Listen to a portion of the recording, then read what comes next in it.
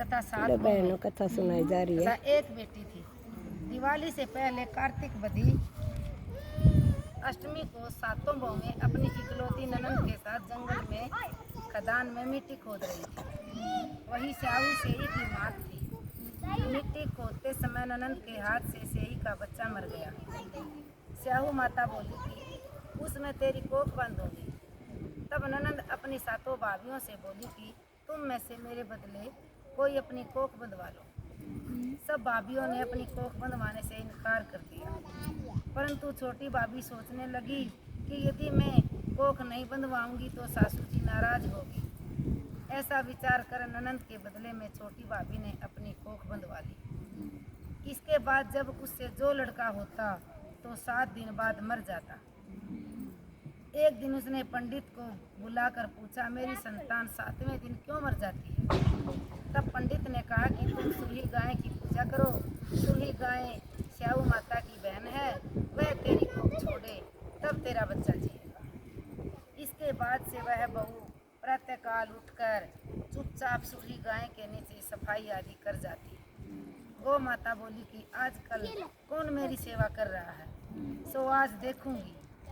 गौ माता खूब तड़के उठी, क्या देखती है कि एक साहूकार के बेटे की बहू उसके नीचे सफाई आदि कर रही है। गौ माता उसे बोली, क्या मांगती है?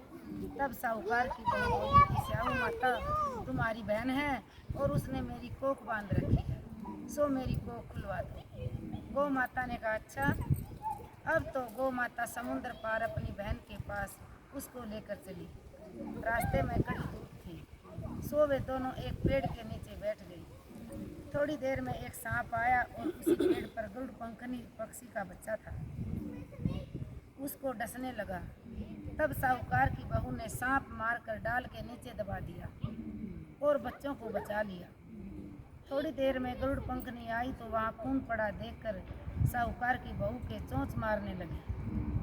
तब साहूकार ने बोली कि मैंने तेरे बच्चे को नहीं मारा है, बल्कि सांप तेरे बच्चे को डसने को आया था, मैंने तो उससे तेरे बच्चे की रक्षा की है।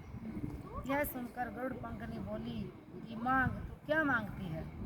वह बोली, 7 समुंदर पार स्याहू माता रहती है, हमें तो उसके पास पहुंचा दे।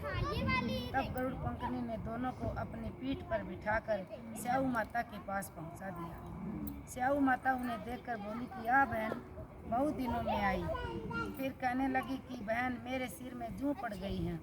तब सुरही के कहने पर साहूकार की बहू ने सलाई से उनकी जुएं निकाल दी। इस पर स्याहू माता प्रसन्न हो बोली कि तूने मेरे सिर में बहुत सिलाई करी है, इसलिए तेरे 7 बेटे और 7 बहुएं होंगे। वह बोली, मेरे तो एक भी बेटा नहीं है, 7 बेटे कहाँ से होंगे? स्याहू माता बोली, वचन दिया, वचन से फिरूं तो धोबी के कुंड पर कंकरी होंगी। तब साहूकार की बहू बोली, मेरी कोख तो तुम्हारे पास बंधी पड़ी है। यह सुन स्याहू माता बोली कि तूने मुझे बहुत ठग लिया। मैं तेरी कोख खोलती तो नहीं, परंतु अब खोलनी पड़ेगी। जा, तेरे घर तुझे 7 बेटे और 7 बहुएं मिलेंगे। तू जाकर उजमन करिए, 7 होई बनाकर 7 कढ़ाई करिए और लौट कर घर आई तो वहाँ देखा 7 बेटे 7 बहुएं बैठे हैं। वह खुश हो गई। उसने 7 होई बनाई, 7 उजमन किए तथा 7 कढ़ाई की। रात्रि के समय जेठानियाँ आपस में कहने लगी कि जल्दी जल्दी धो पूजा कर लो। कई छोटी बच्चों को याद करके रोने लगी। थोड़ी देर में उन्होंने अपने बच्चों से कहा, अपनी चाची के घर जाकर देख आओ कि आज वह अभी तक रोई क्यों नहीं।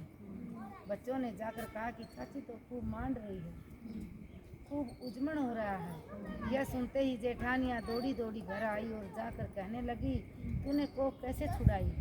वह बोली, तुमने तो कोख बंधवाई नहीं, सो मैंने कोख बंधवा ली थी।